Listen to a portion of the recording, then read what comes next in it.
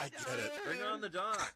I get it. Hey, Doc. Bring on the doc. Oh, I just got the photon joke. I'm slow today. All right. I came straight from work. I guess you can tell. That's your work outfit. Yeah. Is raiding Spanish ships at sea your job? That's right. He's a pirate. All right, what be your Buying name? a diaper.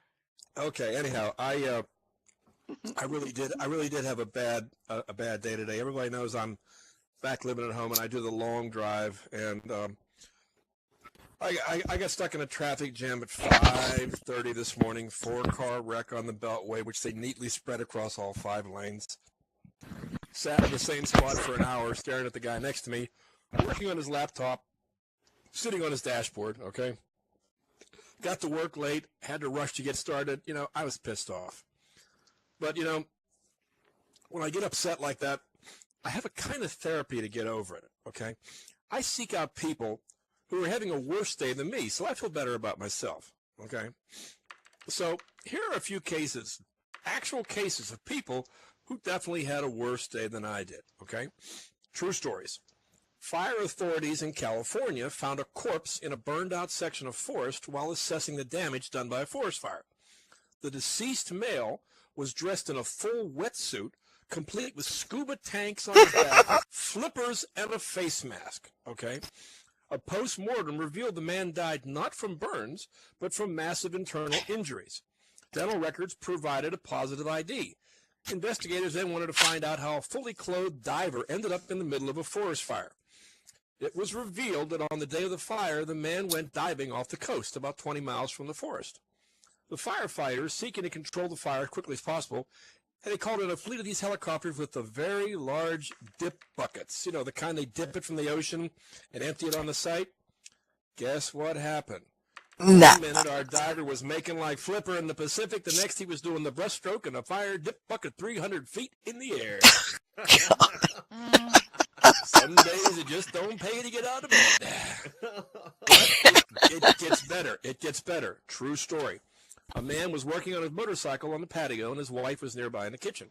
While racing the engine, the motorcycle accidentally slipped into gear. The man, still holding on to the handlebars, was dragged along as it burst through the glass patio doors. His wife, hearing the crash, ran from the room to find her husband cut and bleeding, the motorcycle, and the shattered patio door. She called for an ambulance, and because the house sat on a fairly large hill, she went down the several flights of stairs to meet the paramedics to bring him back up. While the attendants were loading her husband, the wife managed to right the motorcycle and push it outside. She also quickly blotted up the spilled gas with some paper towels, and she tossed him into the toilet.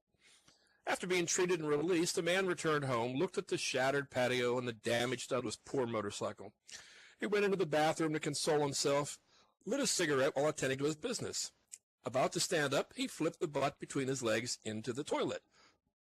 The wife, who was in the kitchen, heard the explosion and her husband screaming. Finding him lying on the bathroom floor with his trousers blown away and burns on his ass, legs, and groin, she once again phoned for an ambulance. Same paramedic crew was dispatched. As the paramedics were carrying the man down the stairs a second time, they asked the wife how he'd come to burn himself. She told them. They started laughing so hard, one slipped, the stretcher dumped the husband out, he fell down the remaining stairs and broke his arm in 3 places. He must have Obamacare, okay? Still having a bad day? Just remember, it could be worse. Remember the Exxon Valdez spill? The average cost of rehabilitating a seal after the oil spill was $80,000. They did this just to prove a point. $80,000. At a special ceremony, 2 of the most expensively saved animals were being released back into the wild amid cheers and applause from onlookers. A minute later, in full view, a killer whale ate them both. So, you're still having a bad day, right? Woman came home to find her husband in the kitchen, shaking frantically, almost in a dancing frenzy, with some kind of wire running from his waist toward the electric kettle. Intending to jolt him away from the deadly current, she whacked him with a plank of wood, breaking his arm in 3 places. Up to that moment, he had been happily listening to his iPod. What the fuck happened, honey? Still think you're having a bad day? 2 animal rights protesters were protesting at the cruelty of sending pigs to a slaughterhouse in Bonn, Germany. Suddenly, all 2,000 pigs broke loose and escaped through a broken fence, stampeding. The 2 hapless protesters were trampled to death.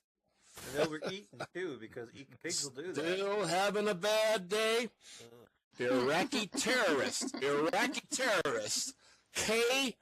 Ranajet, which I think is Iranian for asshole, didn't pay enough postage on a letter bomb.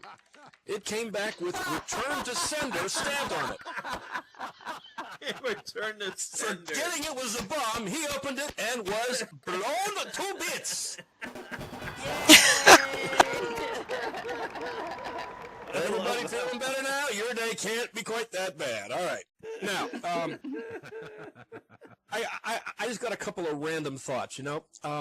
We talked about the elevator in the place where I work not working right. You ever wonder if the button in the elevator that closes the door ever actually works? Or is it just wired to a light to make you feel better, you know? Yeah. You push that sucker, it doesn't do anything. It's going to close whenever it damn well wants to. And, you know, you think about this. In the movies, you see somebody rushing into an elevator to escape being caught. And the killer runs up to the elevator, the door closes. And the killer gets pissed and then takes the stairs. Well, you know, why didn't he just stick his fucking hand in the closing door and open it, you know? It's not going to crush you. They got sensors on those things. Let's stop immediately. Problem solved, right? But you ever push the button on the floor to call the elevator, and when it doesn't come, you mash the button a couple of dozen times? Like it's actually going to call it sooner, you know? What if that actually worked? You hear it whizzing down the shaft, and when it opens, all the people are laying in a crumpled mass on the floor of the car from being spit down and slammed on the button. I'd love that, you know?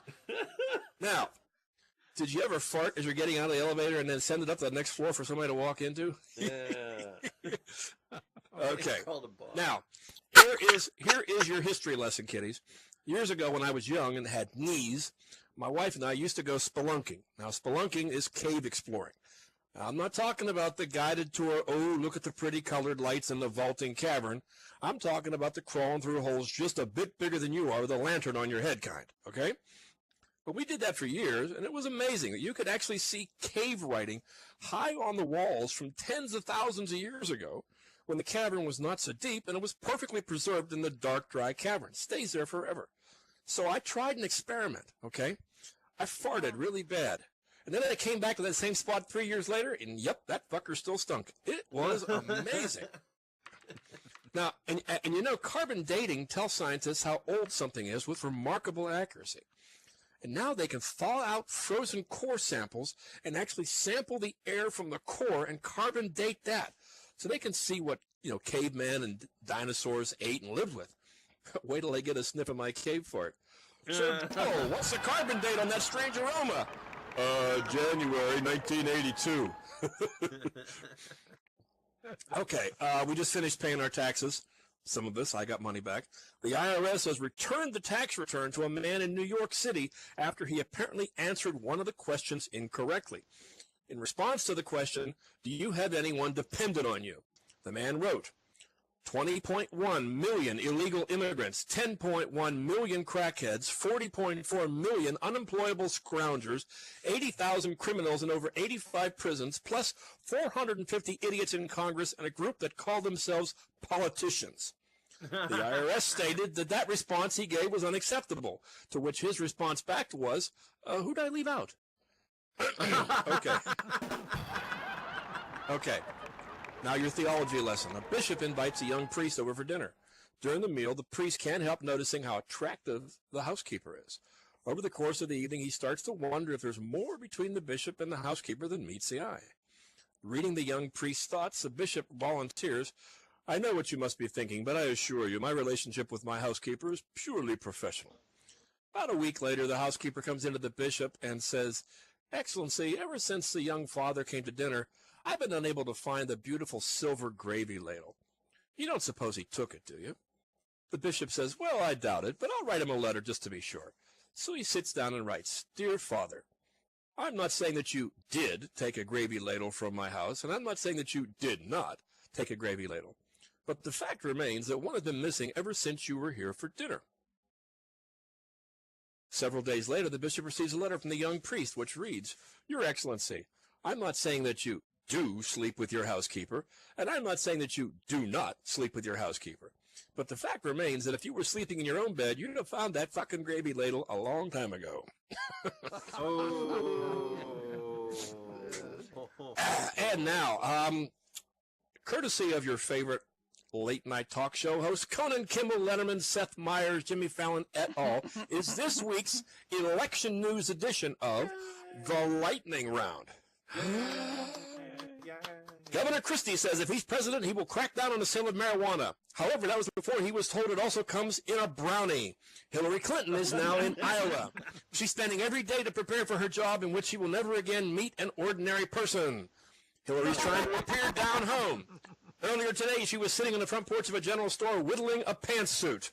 The IRS specifically selected April 15th as tax day. They knew it was going to be a beautiful day, and they just wanted to fuck things up for us. The only fun thing about filing your tax return is getting a refund. About 80% of the taxpayers get money back, which is a weird thing to be happy about. That means you've been overpaying all year long. It's like if somebody broke into your house and the police recovered the stuff and brought it back, and you say, oh, goody, presents. Hillary Clinton announced she's running for president yesterday in Ohio. Hillary popped into a Chipotle and she ordered a burrito bowl with chips and salsa. On her way out, you could hear her say, well, that locks down the Hispanic vote. It's not the first woman to run for president. That title belongs to Victoria Woodhull, true story, who ran for president in 1872. Her running mate, John McCain.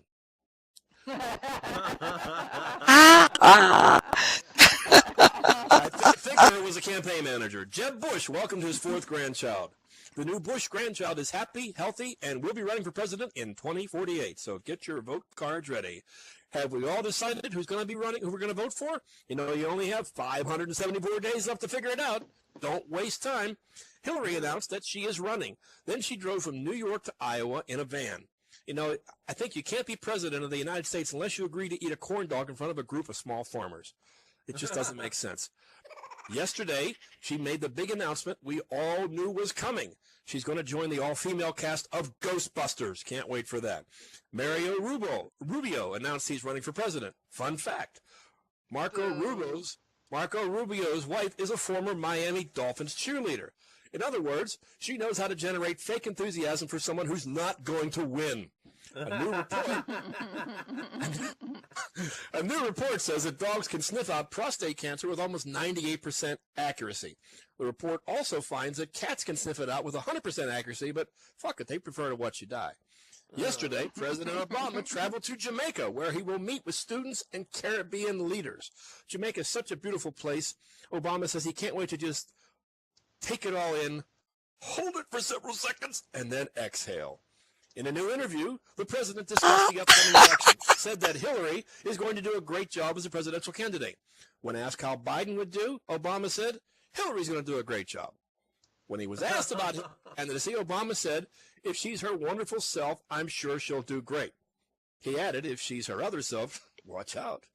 A group called Draft Biden 2016 has started to sell bumper stickers that say, here we go, I'm riding with Biden. It's a lot better than the other around the White House have started using I'm hiding from Biden. In a recent interview, it said that the Secret Service taught Malia how to drive. In exchange, Malia taught Secret Service how to throw a party when mom and dad are away. New Jersey Governor Chris Christie today appeared in a talk show called Pasta and Politics. It went so well that he's agreed to go on Meet the Garlic Press. Arizona Senator John McCain announced that he plans on running for a sixth term because he's concerned about the nation's security. He plans to help just like any other 80-year-old by sitting on his porch with a police scanner. And finally, John McCain addressed critics who believe he will be too old to run for a sixth term in the Senate, saying that he's still healthy and ready to go. Then people around McCain said, why is he talking to that man again? Enjoy the rest of the show, folks. Thank you very much. Yay!